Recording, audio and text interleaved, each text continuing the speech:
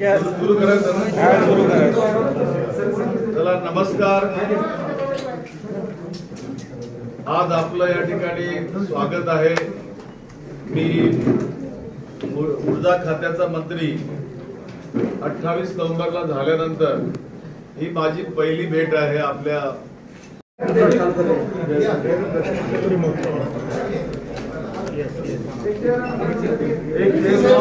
Sir थांबा.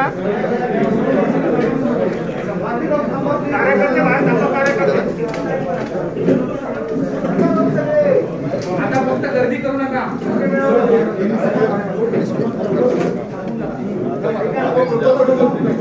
मधून नका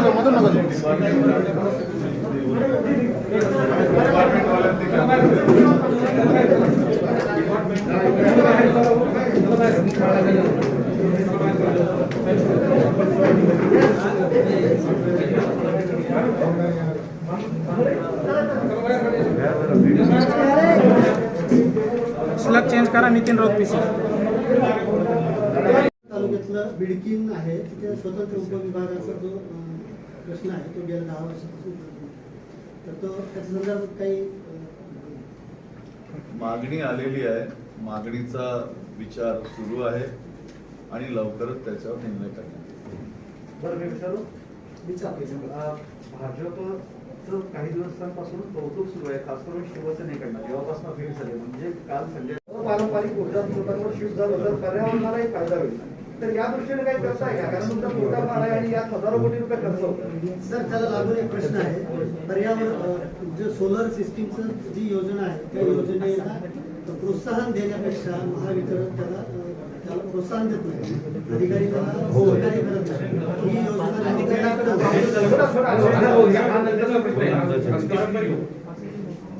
अरे बाबा मला एक कळत नाही या ठिकाणी की तुमची जी रिपोर्ट आहे ती रिपोर्ट कधीची आहे. पहिल्यांदा त्या रिपोर्टची तारीख सांगा आणि वर्ष सांगा. गेल्या सरकारने मांडले. गेल्या सरकारने मांडलं बरोबर आहे. आता या सरकारने जे मांडलं मी सांगतो की संपूर्ण औष्णिक विद्युत प्रकल्प हे पूर्ण क्षमतेने या ठिकाणी सुरू आहेत आणि त्या ठिकाणी 25 पैसे ते 30 पैसे उत्पादन खर्च कमी झालेला आहे. प्रश्न कोळशाच्या स्पेसिफिक याच्यावरती होता. मी शेवटी कोळशाने काय होणार आहे, वीजच निर्माण करणार ना. आणि परळी किंवा मराठवाड्यात तर कोळसा होत नाही, फार लांबून आणतो आपण. बरोबर आहे. तुमच्या नाशिकमध्ये कोळसा होत नाही, दीपनगरमध्ये कोळसा होत नाही, लांबून आणतो. आणि लांबून आणल्यानंतर जर त्या ठिकाणी 15 पैशापासून 25 पैशापर्यंत उत्पादन खर्च जर कमी होत असेल आणि स्वस्त वितरणला जर तो मिळत असेल आणि 24 तास जर ती वीज चालत असेल त्या ठिकाणी उत्पादन, तर मग त्याला काय म्हटलं पाहिजे, चांगलं आहे असं म्हटलं पाहिजे. दुसरा प्रश्न आपला त्याच्यातला पूरक प्रश्न की जे जुने प्रकल्प आहेत त्या मोडकळीस आलेले आहेत त्यांचा विषय काय.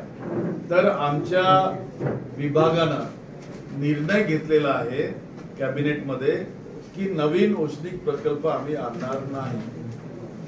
आम्ही 25,000 मेगावॅट सौर ऊर्जेची वीज आणणार आणि त्यासाठी आरी पॉलिसी आम्ही या ठिकाणी आणलेली आहे आणि आरी पॉलिसीच्या अंतर्गत 17,000 मेगावॅट विजेच्या प्रकल्पासंबंधी कामकाज सुरू झालेलं आहे. आता ती पॉलिसी आल्यानंतर त्याचे रजिस्ट्रेशन असतात, रजिस्ट्रेशन नंतर त्याचे छाननी असते, छाननी नंतर त्याचं प्री बीड असते, प्री बीड नंतर त्याचं बीड असते. अनेक सोपस्कार करावं लागतात आणि एक टाइम लिमिट असतो त्याला की आम्ही जो दिला होता तो डिसेंबर 2021 पर्यंत ते प्रोजेक्ट पूर्ण झाले पाहिजे. परंतु आता हा पूर्ण पिरियड ज्या पिरियड मध्ये रजिस्ट्रेशन करायचं होतं तो करोनाच्या या दुसऱ्या याच्यामध्ये लहरीमध्ये गेला. आता त्या दुसऱ्या करोनाच्या याच्यात गेल्यानंतर त्यांना मुदतवाढ दिली पाहिजे की नाही. आणि ती मुदतवाढ समजा मी आज दिली तर ती आज जर रजिस्ट्रेशन होत असेल तर ते मग 30 डिसेंबर पर्यंत ते प्रकल्प पूर्ण करू शकत नाही. म्हणून तिथं सुद्धा मुदतवाढ द्यावी लागेल. या सर्व बाबींवर या ठिकाणी काम सुरू आहे आणि मी आपणास सांगू इच्छेन की मोठ्या प्रमाणात सौर ऊर्जेचे प्रकल्प हे मराठवाड्यात येऊ घातलेले आहेत आणि उत्तर महाराष्ट्रात.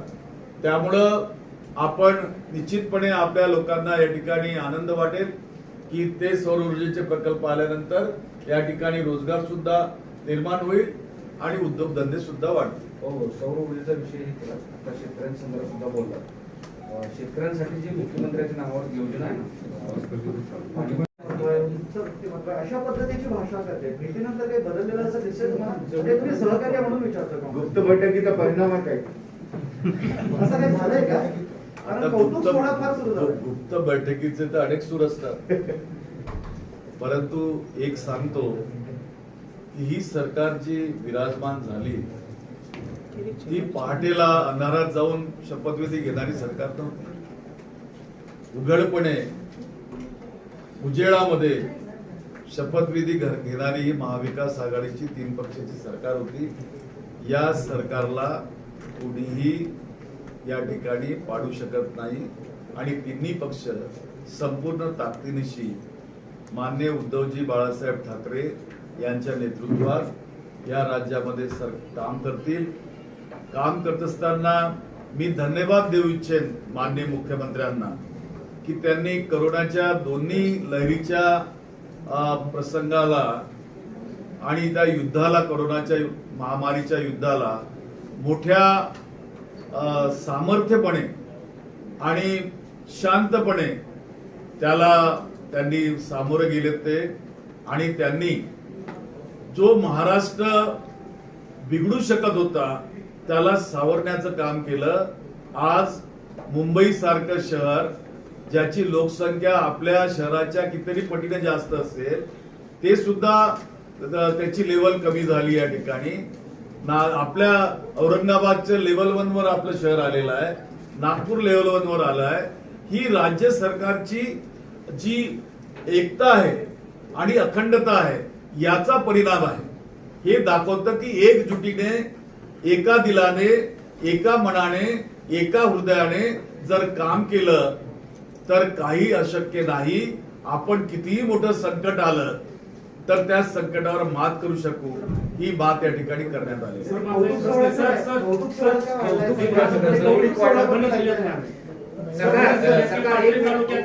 खेरडे गावातला सरपंचाने पाणी मागितले म्हणून तिला जातीवादी सरपंचाने सांगितलं की तुमच्या बायकाला आमच्याकडे आणून घाला. हे तुमचं आहे का आघाडी सरकारचं त्यावेळेचं सरकार? नाही, मला कृपया कल्पना नाही, क्षमा करा. आपण सांगितलं मी तपासून पाहिजे. थँक्यू. तर कौतुक सोहळा राहून गेला. तिथं भेट राहिली. फक्त भेट राहिली, कौतुक सोहळा झाला.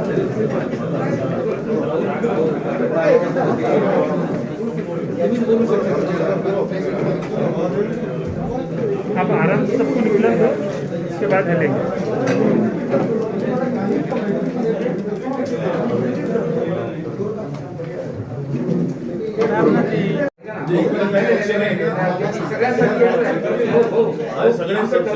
सगळं एकानेच बोलावं ठरलंय ना?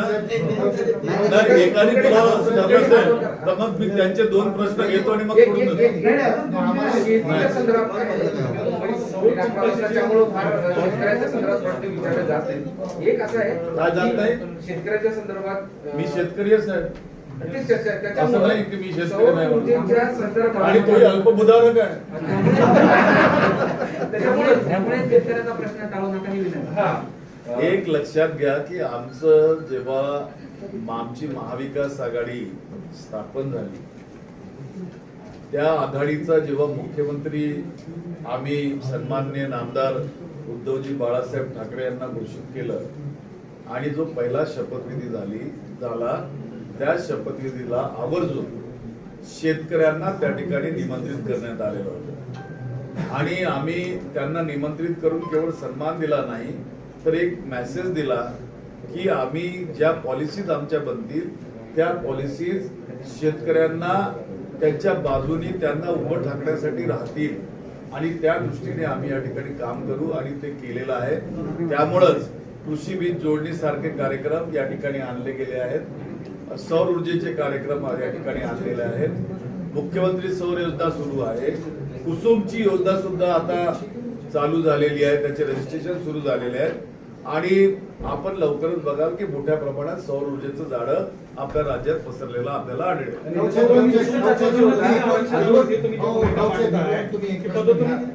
मराठवाड्याच्या इकडे बघा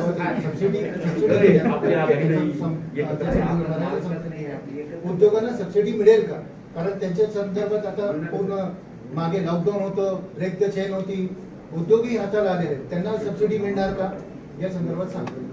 विदर्भ मराठवाड्याची जी सबसिडी सुरू आहे ती बंद झालेली नाही. कृपा करून कुणी असा गैरसमज करून घेऊ नये की ती सबसिडी बंद झालेली आहे. फक्त फरक एवढाच आहे की आम्ही त्यांना 1 महिन्याचं सबसिडीचा पैसा दिला, दुसऱ्या महिन्याचा लवकरच तो दिला जाईल. दरम्यानच्या काळात आमच्याकडे काही तक्रारी आल्या होत्या की केवळ एकाच जिल्ह्यामध्ये संपूर्ण मोठा वाटा या सबसिडीचा जातो आणि केवळ एकाच प्रकारच्या इंडस्ट्रीजला यातनं मदत केली जाते. माझं त्या ठिकाणी सांगणं असं आहे की सबसिडी मुळामध्ये उद्योग धंदे वाढावेत, आपल्याकडे इंडस्ट्रीज वाढावेत, आपल्याकडे रोजगार निर्मिती वाढावी यासाठी सबसिडी दिलेली होती. पुन्हा उद्योजकांना मदत करण्यासाठी नव्हती. तर ते तपासण्याचं काम आमच्या विभागात मोठ्या प्रमाणात सुरू आहे आणि आता मी तुमच्या इथल्या MIDCच्या आणि इंडस्ट्रीजच्या असोसिएशन सोबत यावर चर्चा करणार आहे. पदोन्नतीचे आरक्षण जे आहे तर त्या संदर्भात तुम्ही भूमिका मांडताय सातत्याने, मात्र अजूनही राज्य सरकार त्याबाबत संभ्रमात दिसते. तोच निर्णय होत नाही, काय कारण? एक आपण लक्षात घेतलं पाहिजे की पदोन्नतीतील आरक्षण हे भारतीय जनता पक्षाच्या सरकारनं 29/12/2017 GR काढून त्या ठिकाणी ओपन केलं आणि त्यातील राखीव जागा आहेत त्यांनी बाजूला सारल्या आणि मोठ्या प्रमाणात त्यांनी अन्याय केला. दलित, मागासवर्गीय, OBC, VJT या सर्वांवर आणि म्हणून त्या ठिकाणी मंत्रिमंडळाची उपसमिती निर्माण झाली. त्या उपसमितीच्या अखत्यारीत तो विषय आहे. दरम्यान आता तो विषय न्यायालयीन प्रक्रियेत प्रलंबित असल्या कारणानं न्यायालय काय निर्णय करते त्यावर आमचं लक्ष केंद्रित आहे आणि न्यायालयात ते प्रकरण असल्या कारणानं मला त्याच्यावरती जास्त भाष्य या ठिकाणी करता येणार नाही, कारण तो न्यायालयाचा अवमान ठरू शकतो. तुमच्या सोबतचं सरकार आहे शेवटी.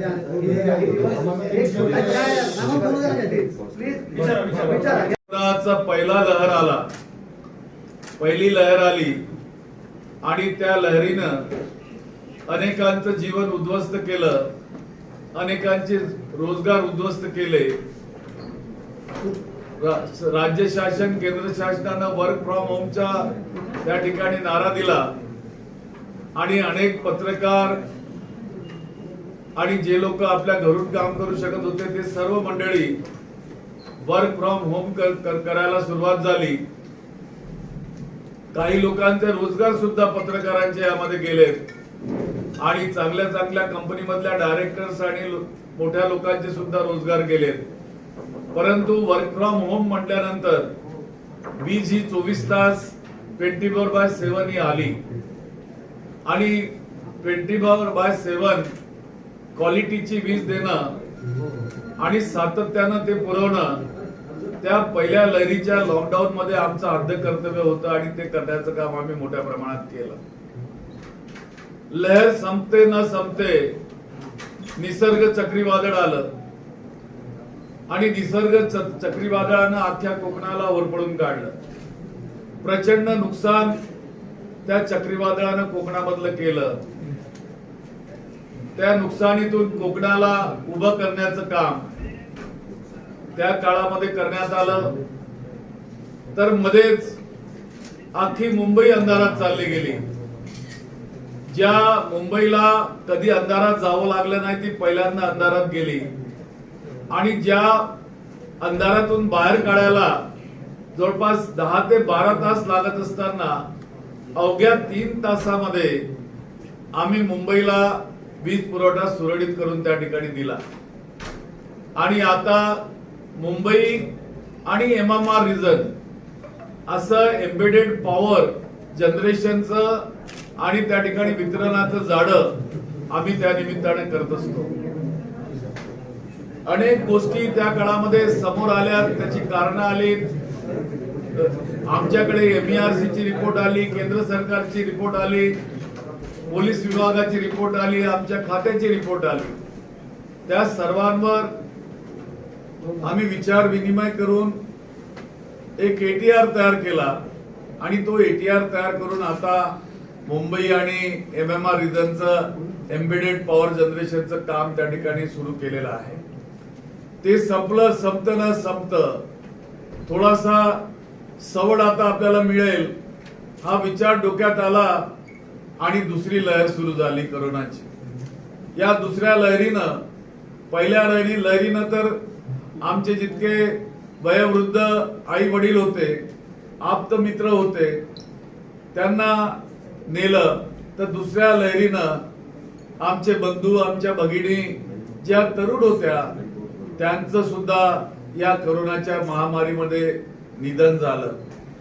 केवळ लोकांचा जीव यामध्ये गेला नाही असं नव्हे, तर आमचा जो विभाग आहे MSCBचा आणि ऊर्जा विभाग, इथले कर्मचारी, अधिकारी, अभियंते हे 24 तास 24/7 काम करत असतात आणि त्यामध्ये शेकडोच्या संख्येनं आमचे अधिकारी, अभियंते, कर्मचारी सुद्धा या कोरोनानं नेलं आणि त्याचा तडाखा सुद्धा आम्हाला बसला. तरी आम्ही संपूर्णपणे विभागाचं काम हाती घेऊन व्यवस्थितरित्या याला चालवण्याचा प्रयत्न या ठिकाणी केला आणि आता तिसऱ्या लहरीची चाहूल सुरू होत आहे. तिसरी लहर ही लहान मुलांवर इजा करेल, त्यांचा जीव घेईल अशा पद्धतीचं एक्सपर्ट्स लोकांचं म्हणणं आहे आणि ते सगळं करत असताना त्या संबंधीची तयारी सुद्धा झाली पाहिजे आणि त्या काळामध्ये वीज सुद्धा 24/7 सुरू असली पाहिजे. हे सगळं विचार करून मी आज औरंगाबाद मध्ये दाखल झालेलो आहे. वीज 24 तास देणं हे आमचं आद्य कर्तव्य आहे. विजेचा ग्राहक हा आमचं दैवत आहे आणि त्या दैवताची सुद्धा काळजी घेणं आमचं काम आहे. मला या ठिकाणी सांगायला आनंद वाटतो की सेवानिवृत्त सहव्यवस्थापकीय संचालक डॉक्टर गीते यांच्या नेतृत्वामध्ये मराठवाड्यात चांगलं काम या ठिकाणी झालं आणि त्यांच्या नंतर त्यांच्या पावलावर पाऊल ठेवून या ठिकाणी आताचे आमचे चीफ इंजिनियर आणि प्रभारी सहव्यवस्थापकीय संचालक हे सुद्धा या ठिकाणी चांगल्या पद्धतीने काम करतायत. त्यांनी स्वतः व्हॉट्सअपचा ग्रुप आपल्या लेवलवर या ठिकाणी सुरू केलेला आहे आणि त्या व्हॉट्सअप ग्रुपवरून ते संबंध यंत्रणेशी या ठिकाणी संपर्क करून असतात. त्यांना आणि मला आम्हा सर्वांना कल्पना आहे की या ठिकाणी मोठ्या MIDC सुद्धा आहेत.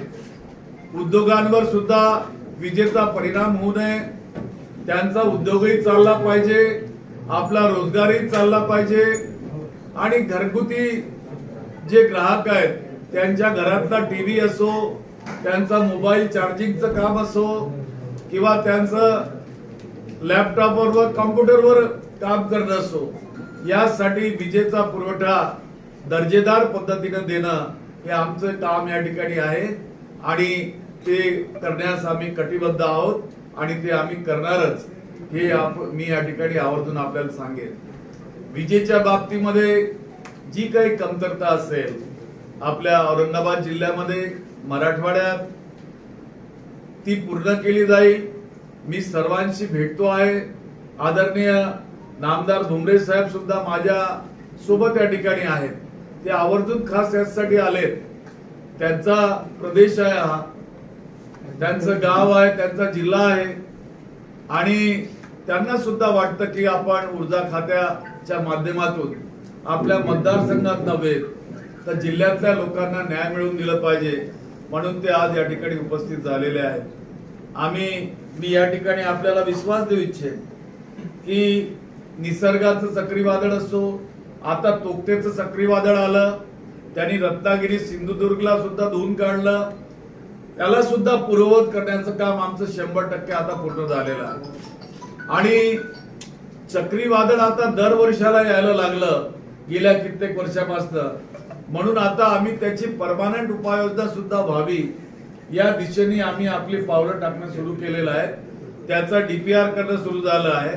डीपीआर झाल्यानंतर आम्ही त्या ठिकाणी परमानंट सोल्युशन वर काम करायला सुद्धा सुरू करणार आहोत. अशा रीतीनं आपल्याकडे पूर्णपणे या ठिकाणी काम सुरू आहे. निश्चितपणे शेतकरी सुद्धा आमचा अन्नदाता आहे आणि त्या शेतकऱ्याला सुद्धा वीज मिळाली पाहिजे, त्याच्या अधिकाराची हक्काची वीज त्याला मिळाली पाहिजे. त्या दृष्टिकोनातनं कृषी वीज जोडणी कार्यक्रम सुद्धा आम्ही या ठिकाणी महाऊर्जा अभियानांतर्गत राबवतो आहोत आणि तो चांगल्या पद्धतीनं आपल्या भागात सुरू आहे. मी आपण सर्वांनी आमच्या खात्याला जे सहकार्य आतापर्यंत दिलं आणि यापुढेही आपण देणार आहात त्याबद्दल निश्चितच आपलं या ठिकाणी मनपूर्वक आभार व्यक्त करतो. आपल्याला धन्यवाद देतो आणि थांबतो. धन्यवाद. सध्या वीज तोडणे जे आहेत ते मोठ्या प्रमाणात सुरू आहेत, तर महावितरणाची थकबाकी सुद्धा खूप मोठ्या प्रमाणात झाली दिसते. कोरोनामध्ये थकबाकी भरायला लोकांकडे पैसे नाहीत, अशाही परिस्थितीमध्ये इथल्या उपकेंद्राचं त्या ठिकाणी उद्घाटन केलं. चांगल्या दर्जाची वीज या ठिकाणी द्यावी ही आमची त्या ठिकाणी इच्छा आहे. परंतु शेवटी वीज जी आहे ती कंपनी देत असते आणि कंपनी वीज देत असते, त्या कंपनीला सुद्धा कर्ज घ्यावं लागतं बँकांचं, त्या कंपनीला पुढचा घ्यावा लागतो, पुढच्याचे पैसे द्यावे लागतात. त्यामुळं जी मंडळी वीज वापरत असेल त्या लोकांनी विजेचा बिल तर भरलंच पाहिजे, परंतु त्यांना काही जर अडीअडचणी असतील तर आमच्या अधिकाऱ्यांची ऍप्स आहेत, त्या ऍपवर जावं, आपले तक्रार त्या ठिकाणी नोंदवावी. त्यांना जर हप्ते पाडून पाहिजे असतील तर हप्ते सुद्धा त्या ठिकाणी पाडून दिले जातील, सवलत दिली जाईल. परंतु विजेची माफी होऊ शकत नाही आणि होऊ शकणार नाही, आपण लक्षात ठेवलं पाहिजे. कारण विजेची माफी जी आहे ते देण्याचं काम हे राज्य सरकारचं असतं, केंद्र सरकारचं असतं, ते काही खात्याचं नसतं. कारण खातं जरी असलं तरी त्या सार्वजनिक कंपन्या आहेत, सार्वजनिक उपक्रम आहेत, त्या सार्वजनिक कंपन्यांचा आपला वेगळा कार्यक्रम असतो आणि त्यामुळे ते करता येणं शक्य नाही. ज्या कधी वेळेला केंद्र सरकार ही भूमिका घेईल, आम्ही निश्चितपणे केंद्र सरकारचा हिस्सा बनून या ठिकाणी नागरिकांना सोयी सवलती देण्याचा विचार करतो. आपण आणि आपलं सरकार जे आहे ते सौभाग्य योजनेतून गावागावात वीज पोहोचवण्याचा दावा करतं, परंतु औरंगाबाद मध्ये हायवे पासून 3 किलोमीटर म्हणजे अजेंठा गावापासून 3 किलोमीटर असलेलं एक बरडवस्ती नावाचं गाव आहे. तिथले लोक 30 वर्षांपासून वीज मिळत नाही म्हणून अंधारात राहतात. एकीकडे कोल्हापूरमध्ये तुम्ही 2 व्यक्तींसाठी शेतात वीज पोहोचवता, मात्र 200 व्यक्तींना वीज का पोहोचत नाही? कारण त्यांच्यापासून जो खांबा आहे तो फक्त 200 मीटरवर आहे. एक लक्षात घ्या की राजीव गांधी वीज जोडणी योजनेअंतर्गत सुद्धा अनेक गावांना त्या काळामध्ये वीज सवलती देण्यात आलेल्या होत्या आणि जिथं गाव असतील, पाडे असतील, तांडे असतील त्या ठिकाणी सुद्धा वीज देण्यात यावी, त्याचा कार्यक्रम आखला जावा असं 2 दिवसापूर्वी मी बैठक घेऊन त्या ठिकाणी सांगितलेलं आहे. खूप कमी असे इलाके राहिलेले आहेत, वस्त्या, तांड्या आणि पांड्या त्या पाड्या की ज्या ठिकाणी वीज अजून पोहोचलेली नाही. उदाहरणादाखल तुमचा नंदुरबार जिल्ह्यातील काही दुर्गम भाग आहे, काही गडचिरोली जिल्ह्यातील दुर्गम भाग आहे, काही पालघर जिल्ह्यातील दुर्गम भाग आहे, ज्या ठिकाणी आम्ही पोहोचूच शकत नाही. मध्ये जंगलं येतात आणि मग ते एन्व्हायरमेंट क्लिअरन्स सुद्धा त्या ठिकाणी लागतो. परंतु हे आदिवासी पाडे आणि तांडे असल्या कारणानं त्या ठिकाणी वीज दिलीच पाहिजे हे आमचं धोरण आहे आणि ते आम्ही देणार. आपण सांगितलेलं जी सूचना आहे त्याचं मी स्वागत करतो. निश्चितपणे आमचे अधिकारी त्याची नोंद घेतील आणि त्यावर काम तर करतील. आता मागच्या काही दिवसांमध्ये एकूण महावितरणचा आणि सगळ्या कंपन्यांचा तोटा किती आहे आणि त्या तोट्याच्या अगेन्स्ट वीज दर वाढ होईल का पुढच्या काळामध्ये तुमचे जसे काही प्रस्ताव आहेत? एक तर आपण लक्षात घेतलं पाहिजे की विजेचं दर ठरवण्याचं काम हे ऊर्जा विभागाचं नाही ईएमआरसी करते हे माहिती आहे, पण तुमचा आणि प्रस्ताव आहे. त्याला प्रस्ताव जे लागतात ते आम्ही दराचे प्रस्ताव कधी देत नाही की हे दरवाढीचे प्रस्ताव आहेत की हे दर कमी करण्याचे प्रस्ताव आहेत. आम्ही वीज निर्मितीचे प्रस्ताव देतो आणि वितरण मध्ये आम्हाला वितरण करत असताना काय खर्च येतो त्याचे प्रस्ताव देतो, त्याचे ट्रान्समिशनचे प्रस्ताव देतो. त्या सर्वांचा अभ्यास करून MERC ते ठरवते आणि त्यासाठी ती नागरिकांकडनं सुद्धा सूचना घेत असते आणि ती सूचना घेऊन त्यानंतर तो दर निश्चित केला जातो. चोवीस तास वीज देणं आमचं कर्तव्य आहे. आणि हे विभागीय शहर आहे, मराठवाडी राजधानी आहे, तर प्रत्येक दिवशी कुठल्या कुठल्या भागात लाईट जाते. एकही दिवस असा नाही लाईट जात नाही आणि अधिकारी इतकं उमटपणे बोलतात की चीफ इंजिनियरला फोन करावा लागतो ग्राहकांना आणि त्यांना ते इंटरटेन करून मग ते सांगून त्यावर काहीतरी होतं आणि मग पाऊस थोडा पाऊस पडला लाईट जाते, थोडंसं काही झालं लाईट जाते. म्हणजे कोणी दखल घेत नाही. चीफ इंजिनियर किंवा AMD साहेबांना दखल घेऊन ते करावं लागतं. सर थोडं सोडून या. तुम्ही जे नंबर्स दिलेले आहेत ना की वीज गेल्यावर या नंबरवर कॉल करा, डेमो करून बघा, ते नंबर सुद्धा लागत नाही, उचलत नाही अशी अवस्था आहे. त्यांना जोडून तसं तुम्ही पंधरवड्यात पूर्वीच सांगितलं होतं की मान्सून पूर्वी लाईट जाता कामा नये. म्हणजे दररोज एक लक्षात घ्या, आमच्या खात्यामध्ये एक पद्धत आहे की प्री मान्सून काम करण्यासंबंधी काय उपाययोजना केली पाहिजे आणि मान्सून मध्ये जर मोठ्या प्रमाणात कुठं नुकसान झालं, ब्रेकडाऊन झाले किंवा ट्रिपिंग झालं तर त्यामध्ये काय संसाधनं लागतील ते आगाऊपणे त्या भागामध्ये पोहोचवली जातात. जसे DP झाले, ट्रान्सफॉर्मर झाले किंवा वायर झाल्या, त्या सगळ्या पोहोचवल्या जातात. आता जो या ठिकाणी माझ्या मित्रांनी जो प्रश्न उपस्थित केला की वीज जाते, जेव्हा वादळ आणि वारा येतो तेव्हा माणूस सुद्धा हलतो, तर मग ते झाड हलणार नाही का? ते झाड हललं तर त्याची पानं हलतील, पानं हलली तर तिथून जाणारी तार असेल, त्या ताराला नुसतं टच सुद्धा केलं त्यांनी तर झालं ट्रिप. तर अशा ज्या घटना असतात ह्या दैनंदिन आपल्या जीवनातील घटना असतात, त्याला तुम्हाला थोडंसं सोसावंच लागतं. परंतु अलर्ट जो कोणी ग्राहक असेल त्यांनी जर आगाऊ सूचना केल्या तर निश्चितपणे त्याची काळजी घेतली जाते. दुसरं असं की आमच्याकडे आणखी एक पद्धत अशी आहे की आपले SMS असो, आपले ट्विट्स असो, सोशल मीडियाच्या सिस्टीम मध्ये आपण सांगता नंबर मिळत नाही. माझ्या मोबाईलवर मी दाखवतो की कित्येकाचे रिप्लाय त्या ठिकाणी जात असतात. आता ज्या ठिकाणी 7 कोटीच्या वर ग्राहक असतील कंपनीकडे त्या ठिकाणी थोडाफार 19-20चा तर फरक राहणारच आहे. आणि परंतु एक मात्र निश्चित, मराठवाडा हा विदर्भाचा भाऊ आहे आणि विदर्भाचा बंधू असल्या कारणानं आम्ही आणि ज्येष्ठ बंधू आम्ही असल्या कारणानं मराठवाड्यावर कसल्याही प्रकारचा अन्याय होणार नाही याची काळजी मी निश्चितपणे घेईन. सगळे डॉक्टर मिळवून द्या सर, सगळे डॉक्टर मिळवून द्या आम्हाला. आता पुढचं जाऊ. आता आपण जाऊया. डॉक्टर बाबासाहेब आंबेडकर कृषी स्वावलंबन अनुसूचित जातीच्या एक छोटा प्रश्न. वर्षामध्ये जे मोठे औष्णिक वीज प्रकल्प आहेत ते जुन्या प्रकल्पातला जो युनिटचा खर्च होतो तो जास्त आहे.